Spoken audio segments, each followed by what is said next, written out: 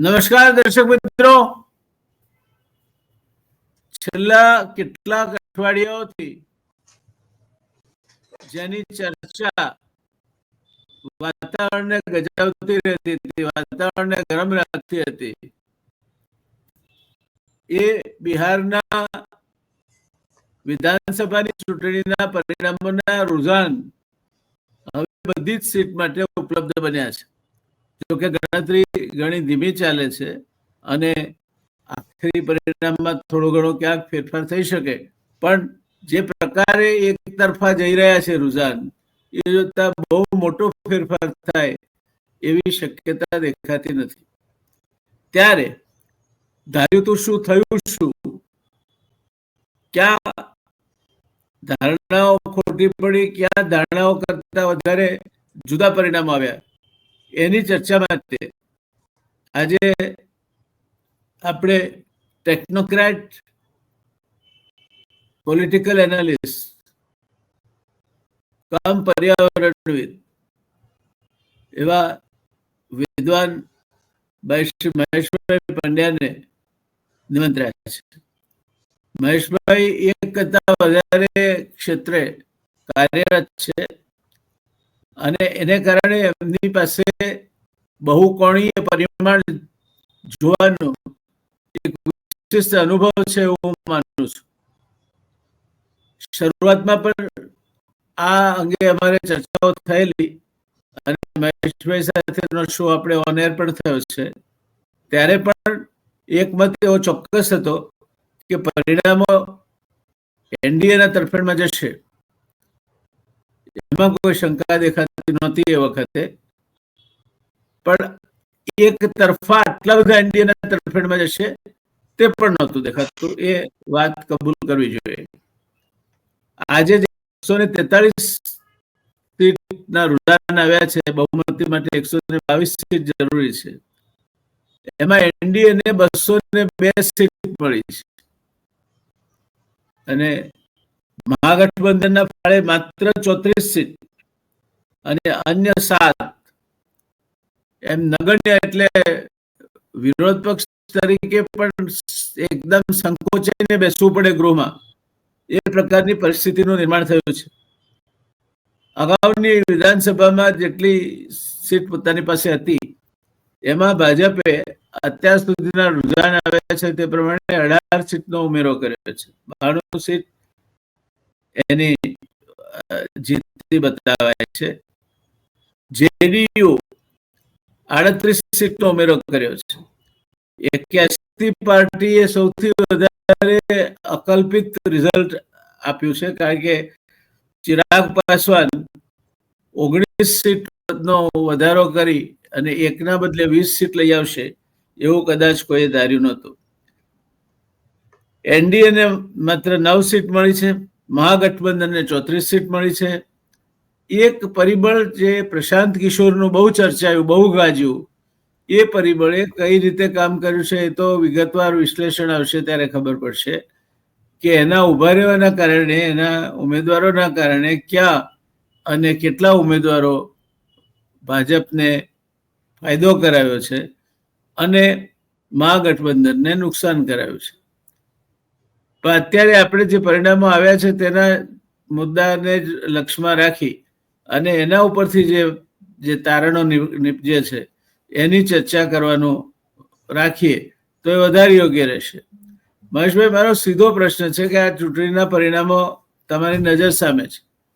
243 સીટમાંથી 202 seat Bhajap અને JDU તરફી, એટલે એનડીએ ગઠબંધનના ફાળે જાય તેવું રુઝાન છે અને આટલે લગભગ અડધો દિવસ વીતી ગયો છે, એટલે હવે એ રુઝાનો વધારે સ્થિર છે એમ કહીએ તો પણ કંઈ ખોટું નહીં ગણાય.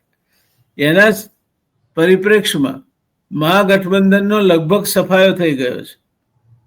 મહાગઠબંધને 76 સીટો ગુમાવી છે. એમાં સૌથી વધારે રાષ્ટ્રીય જનતા દળ, જે તેજસ્વી યાદવને મુખ્યમંત્રી પદના ઉમેદવાર બનાવવાની વાત હતી, એણે 48 સીટ ગુમાવીને માત્ર 27 સીટ જ મેળવી છે. જ્યારે કોંગ્રેસની પાસે 14 હતી, એણે 9 સીટ ઓછી કરી છે. સીપીઆઈ પાસે 11 હતી, એણે 10 સીટ ઓછી કરી છે. અને મહાગઠબંધનના અન્ય પક્ષો પાસે 3 સીટ હતી, 4 હતી, એની 1 કરી છે, એટલે 3 સીટ ઓછી કરી છે. આપ આ પરિણામને કઈ રીતે જુઓ છો? નમસ્કાર સાહેબ, અને આપના દર્શક મિત્રોને પણ વંદન. આમ સામાન્ય રીતે સાહેબ એન્ટી ઇન્કમ્બન્સી કે પછી એન્ટી એસ્ટાબ્લિશમેન્ટ વોટ પડતા હોય છે. 20 વર્ષથી શાસન હતું અને આ વખતે એમને બુસ્ટ જબરદસ્ત મળ્યો છે, એટલે સામાન્ય રીતે બહુમતી મળે એ બહુ સ્વાભાવિક છે, પણ આટલું લેન્ડસ્લાઇડ વિક્ટરી મળે આમ અકલ્પનીય લાગે. પણ જીતા વહી સિકંદર, એટલે પછી વિશ્લેષણ જે આવે તે 6 મહિના પછી કોઈક બોમ્બ ફોડે ના ફોડે એ જુદી વાત છે. પણ આજે તો એમ કહી શકાય કે જનતા દળ યુનાઇટેડ જીત્યું છે. હું ભાજપ નહીં કહું એટલા માટે કે ભાજપ ગઈ વખતે બીજા ક્રમાંકે હતું અને આ નીતિશ કુમારની પાર્ટી 3જા ક્રમે હતી. પણ પરિસ્થિતિએ નીતિશ કુમારને ઓછી બહુમતી હોવા છતાંય, કારણ પહેલા ક્રમાંકે આરજેડી હતું, બીજા ક્રમાંકે ભારતીય જનતા પાર્ટી હતું, 3જા ક્રમાંકે નીતિશ કુમારની પાર્ટી હતી.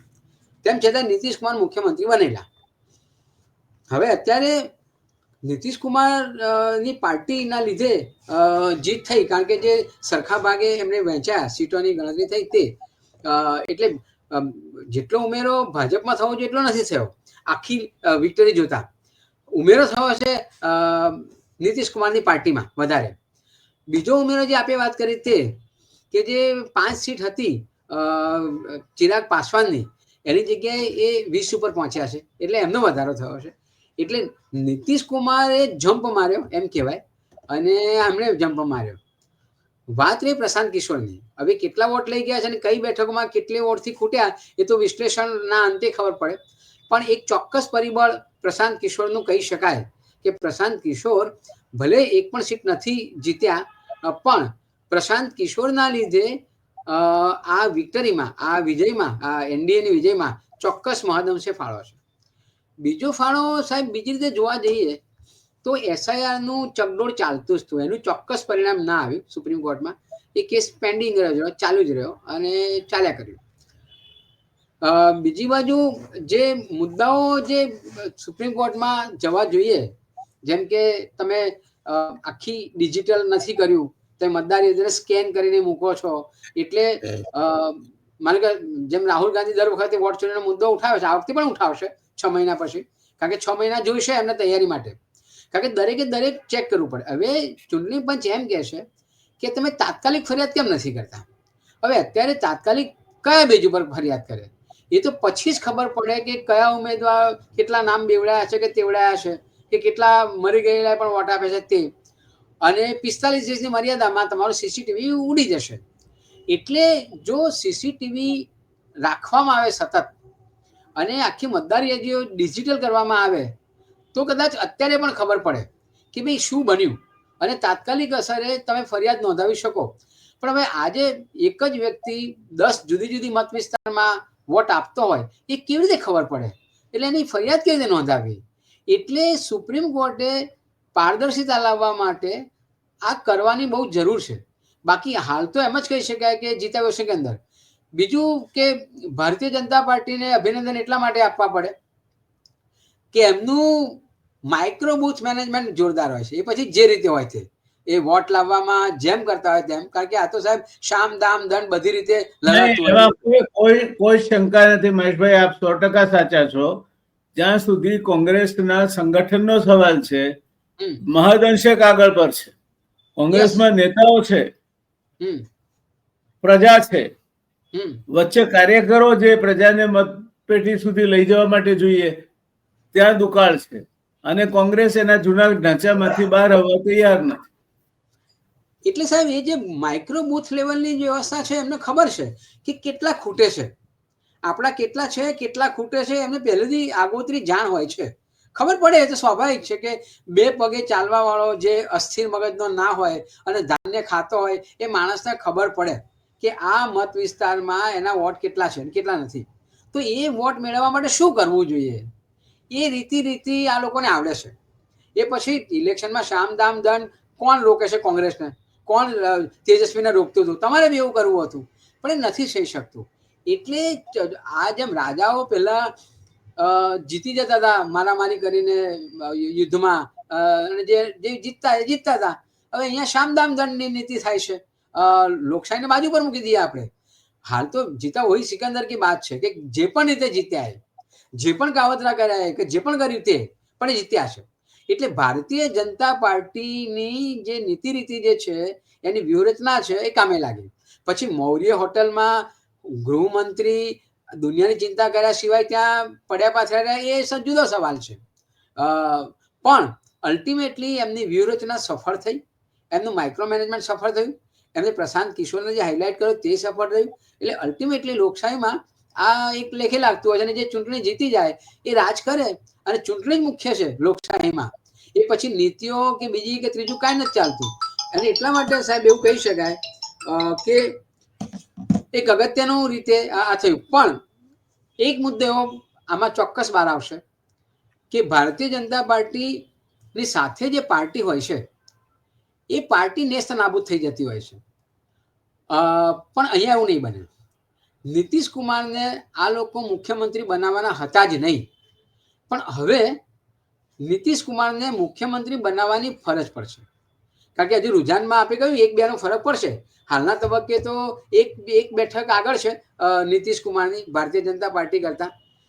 પણ માનો કે 2 બેઠકો ઘટી ગઈ. ગઈ વખતે તો માત્ર 48 બેઠકો હતી અને મુખ્યમંત્રી પદ લઈ લીધેલું.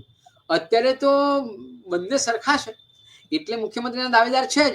જો મુખ્યમંત્રી ના બનાવે તો પછી બીજી પાર્ટીનું ટેકો લઈ શકે એવું બને.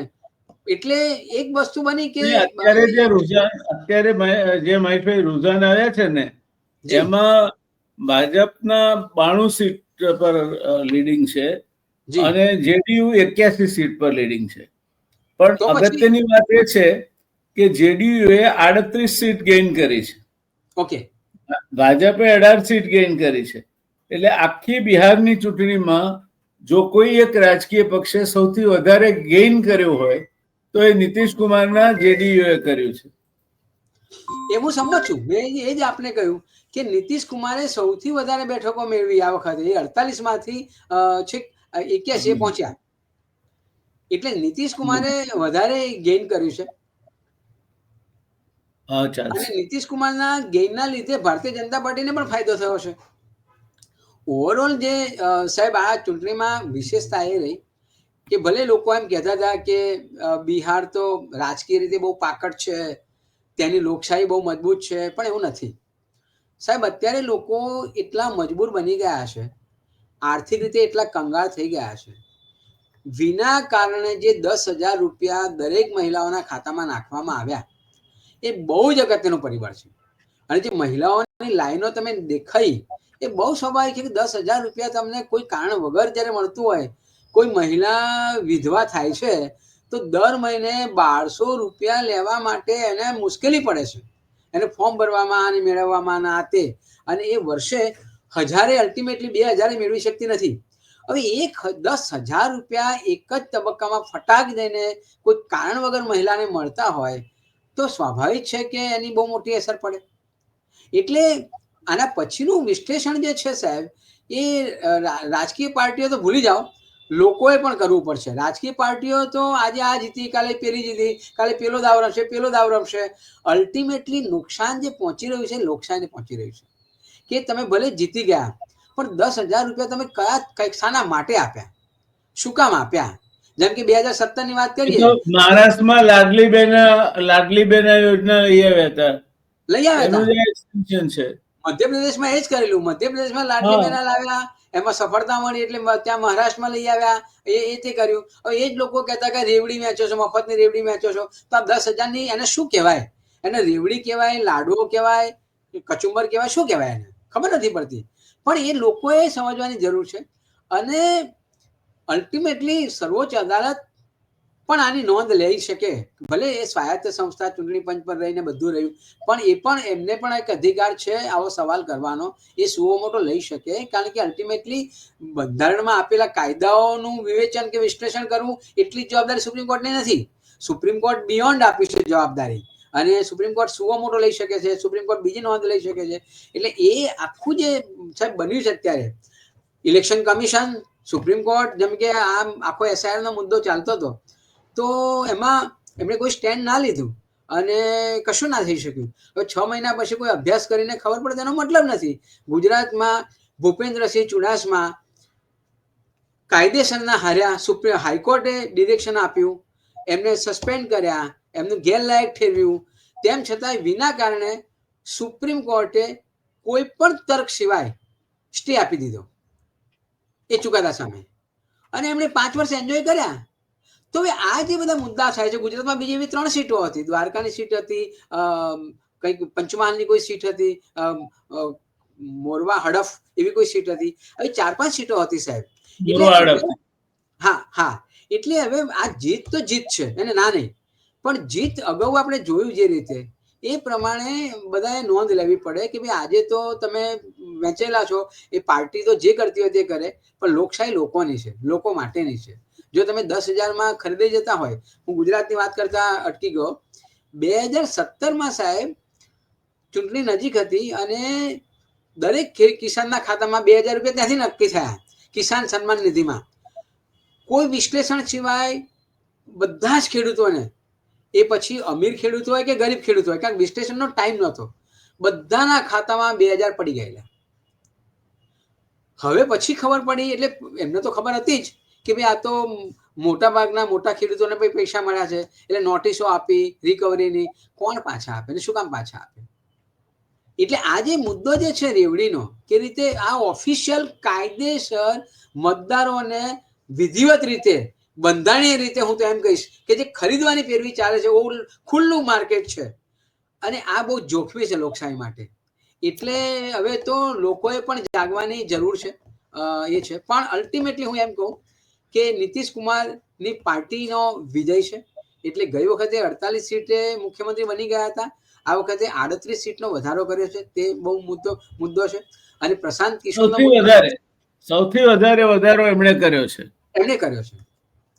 2 મુદ્દા છે મહેશભાઈ. એક તો લોકશાહીના પ્રહરીઓ જેને કહેવાય, ઇલેક્શન કમિશન છે, સુપ્રીમ કોર્ટ છે, એ બધી સંસ્થાઓને ધીરે ધીરે પરિસ્થિતિ એવી ઊભી થતી જાય છે કે પ્રજાનો સામાન્ય માણસ એમનાથી વિશ્વાસ ગુમાવતો જાય છે. બિલકુલ. ત્યારે આ પરિસ્થિતિ ક્યાં લઈ, આ દેશની લોકશાહીને આ પરિસ્થિતિ ક્યાં લઈ જઈને મૂકશે સાહેબ? આ અઘરું છે કેવું, કારણ કે જ્યારે આવી પરિસ્થિતિ ઊભી થાય અને જો આ વાસ્તવિક પરિણામ હોય તો બરાબર છે, પણ વાસ્તવિક પરિણામ ના હોય અને આ રીતે રિશ્વત આપીને ચોરી થતી હોય, તો મને લાગે છે કે જે અન્ય દેશોમાં થયું એવી થવાની શક્યતાઓ ખરી જ ખરી. જ્યારે સિવિલ વોર કહી શકાય કે આવું તેવું, કે લોકો રસ્તા પર નીકળી જતા હોય છે ઘણી વખતે, ભલે આવું કહીએ, અને આપણે ઈચ્છીએ કે આવું ના થાય, આપણા લોકશાહી તંદુરસ્તી બની રહે. નહીં, આપણા ત્યાં નહીં થાય, આપણા ત્યાં એવું નહીં થાય. આપણા ત્યાં તો આપણે નસીબ ઉપર આધારિત છીએ. તમે સુખી છો તો તમારું નસીબ સારું છે, હું દુઃખી છું તો મારું નસીબ સારું નથી. એટલે આ દેશમાં, અને બાકી ખોટું તો થયું જ છે. તમે 10,000 રૂપિયા નાખો છો, મહારાષ્ટ્રમાં લાડલી બહેના યોજના, મધ્યપ્રદેશમાં લાડલી બહેના યોજના કરો છો, ચૂંટણીમાં ગેરરીતિઓ થાય છે. આ બધું જ થવા છતાં ચૂંટણી થાય છે આ દેશમાં, અને ચૂંટણીના પરિણામો પણ આવે છે.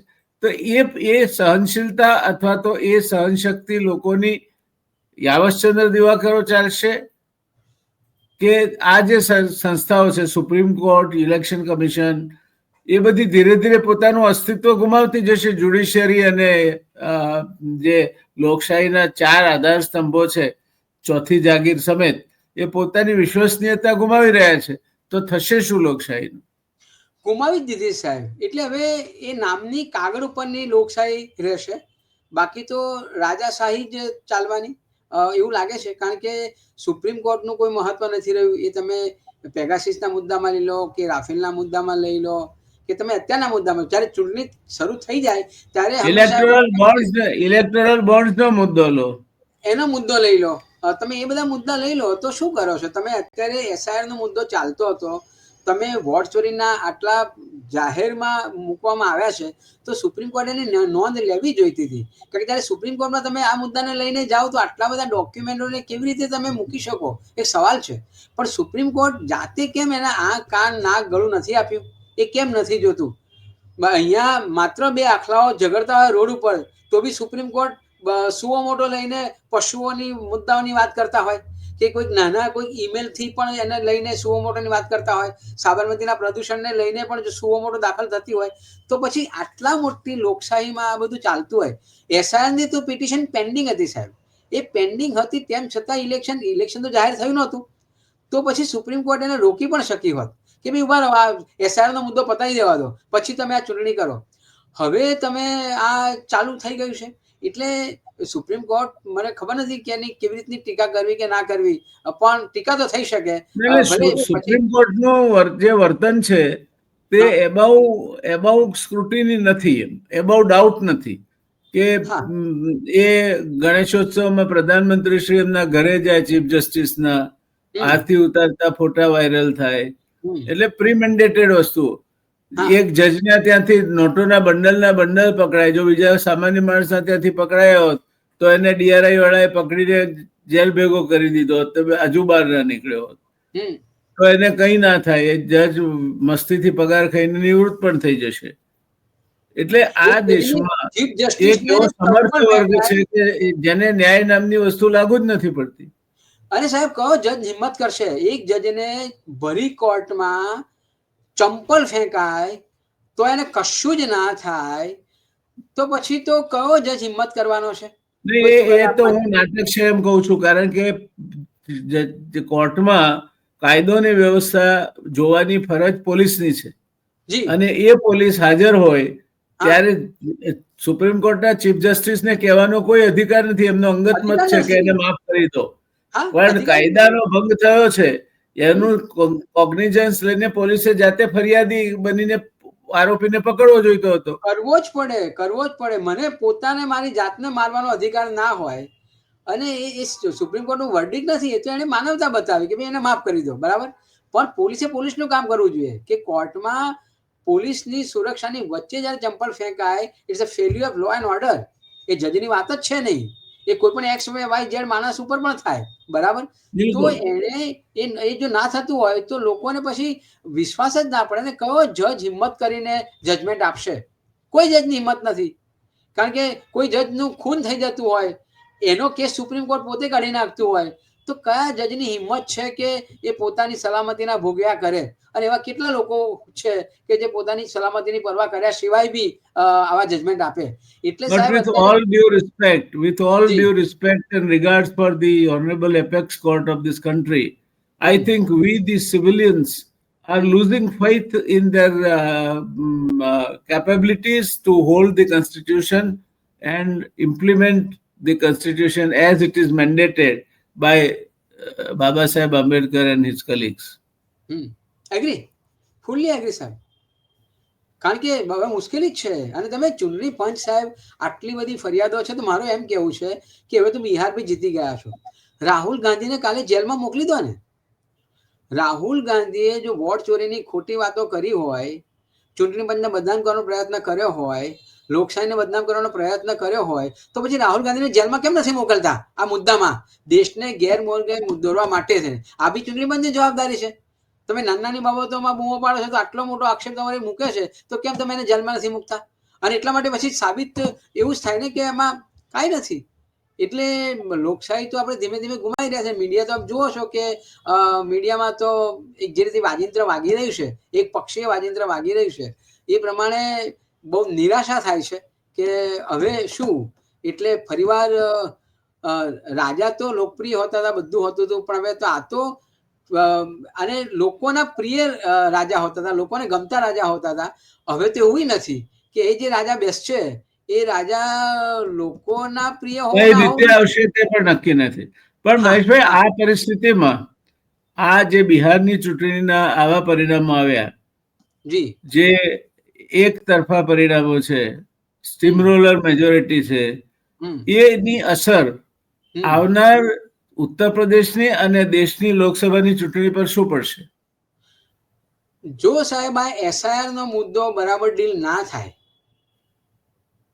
તો પછી આ જ પ્રક્રિયા યુપીમાં ચાલવાની,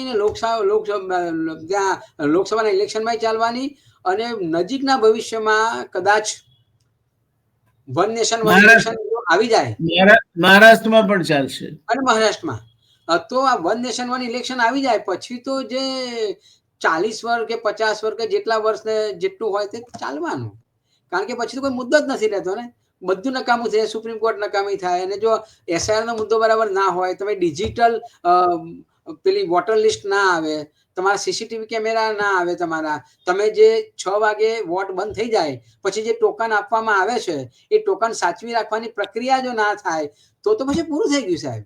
તો હવે કોઈ અપેક્ષા જ નથી, પછી તો કોઈ મતલબ નથી. પણ બિહાર સાથે જોડાયેલી વાત મને લાગે છે કે એ રિલેવન્ટ છે કે નહીં ખબર નથી, પણ આતંકવાદી હુમલો થયો એ વખતે માનનીય પ્રધાનમંત્રી શ્રી પરદેશ હતા, સાઉદી અરેબિયા હતા, અને સીધા એરપોર્ટથી મળીને સીધા બિહાર પહોંચેલા અને ત્યાંથી ચૂંટણી સભા સંબોધી. બિહાર ઇલેક્શન પત્યા પછી પણ આવો કંઈ હુમલો થયો એ પછી માનનીય પ્રધાનમંત્રી શ્રી ભૂતાન ગયા, અને ભૂતાન ગયા અને પાછા આવ્યા પછી એમણે જાહેર કર્યું કે ભાઈ આ આતંકવાદી હુમલો છે. મને યાદ છે કે જ્યારે કોંગ્રેસની સરકાર હતી ને હુમલો થયેલો અને પત્રકાર પરિષદ 1 કલાક મોડી થયેલી ત્યારે બૂમાબૂમ થયેલી કે આટલી મોટી ઘટનામાં પત્રકાર પરિષદ કેમ નથી થતી, અને એ પણ ટીકા થઈ હતી કે એ જે ગૃહમંત્રી છે એ કપડાં બદલીને આવ્યા.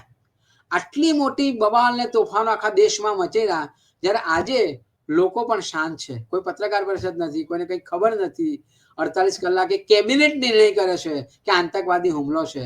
આ જે બધું બની રહ્યું છે સાહેબ, એટલે એ બહુ ગંભીર છે, કારણ કે હવે એમને ખબર છે કે ભાઈ હવે અમે જીતી જવાના છે, જીતા વહી સિકંદર, અને એ જ રાજ કરવાના છે. એ સ્થિતિમાં ચિત્ર બહુ નિરાશાજનક છે. આની અસર અત્યારની દિલ્હીની સરકાર પર શું પડશે? હવે મજબૂત બનવાની. બિહારમાં જો કંઈ હાર્યા હોત તો પછી ચંદ્રબાબુ નાયડુ અને નીતિશ કુમાર સરકાર મજબૂત બનશે કે નીતિશ કુમાર મજબૂત બનશે? સરકારને નીતિશ કુમાર બંને. નીતિશ કુમારનું હજુ ડાઉટફુલ સાહેબ એટલા માટે છે, મેં આપને કહ્યું કે નીતિશ કુમાર વધારે સીટો લઈ ગયા, મુખ્યમંત્રી બનવા કરશે, પણ અત્યારે ભારતીય જનતા પાર્ટીની સીટ જેડીયુ કરતા વધારે છે. હવે એ જો લોક જનશક્તિ પાર્ટી સાથે બેસી જાય તો નીતિશ કુમારને કહી દે કે તમે ભલે જતા રહો, તમને નથી જોઈતા, અમારો ભાજપનો જ મુખ્યમંત્રી બનશે.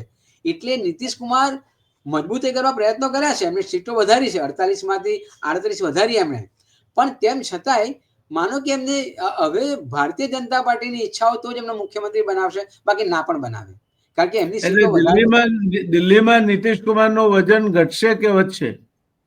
નીતિશ કુમારનું વજન હવે સાહેબ હું નથી માનતો કે એટલું બધું વધે, કારણ કે નાયડુ સાહેબ છે અને નીતિશ કુમારના જે સભ્યો છે એ બધા સભ્યો પણ કદાચ બીજેપીમાં સામૂહિક 2/3 આવી જાય તો નીતિશ કુમાર કોઈ માયનો નથી રહેતો, અને એ 2/3 લોકોને ટ્રાન્સફર કરવા આજના સંજોગોમાં અઘરું નથી આ રિઝલ્ટ જોતા.